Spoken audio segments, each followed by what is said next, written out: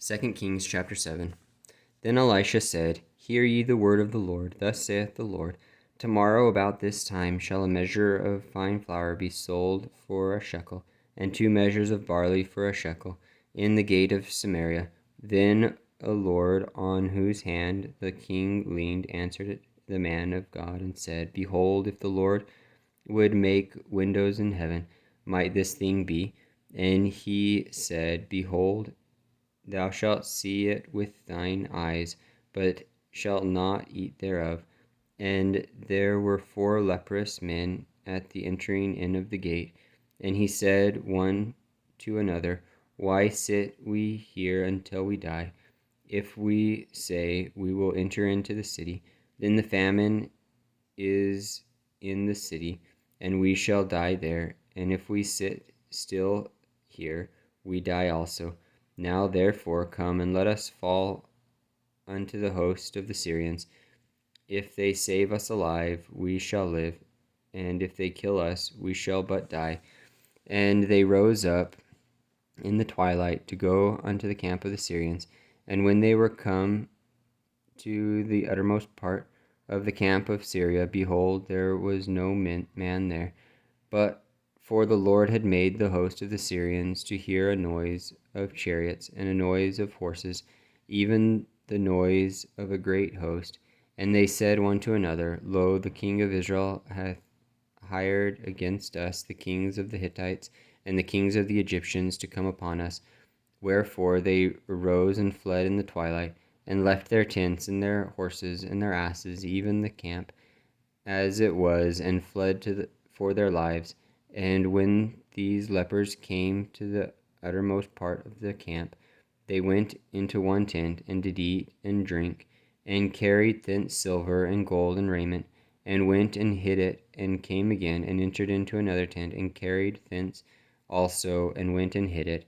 Then they said one to another, We do not well. This day is a day of good tidings, and we hold our peace. If we tarry till the morning light, some mischief will come upon us.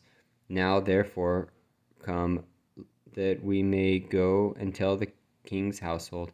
So they came and called unto the porter of the city, and they told them, saying, We came to the camp of the Syrians, and behold, there was no man there, neither voice of man, but horses tied and asses tied, and the tents as they were. And he called the porters, and they told it to the king's house within.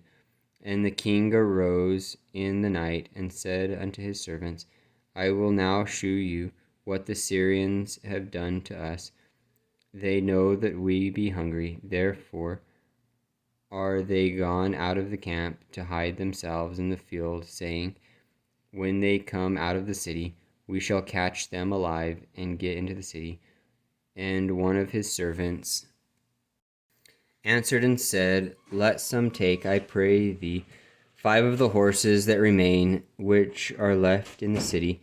Behold, they are as all the multitude of Israel that are left in it. Behold, I say, they are even as all the multitude of the Israelites that are consumed. And let us send and see.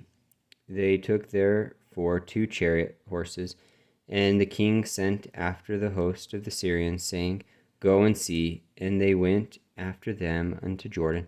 And lo, all the way was full of garments and vessels, which the Syrians had cast away in their haste. And the messengers returned, and told the king, and the people went out, and spoiled the tents of the Syrians. So a measure of fine flour was sold for a shekel, and 2 measures of barley for a shekel, according to the word of the Lord.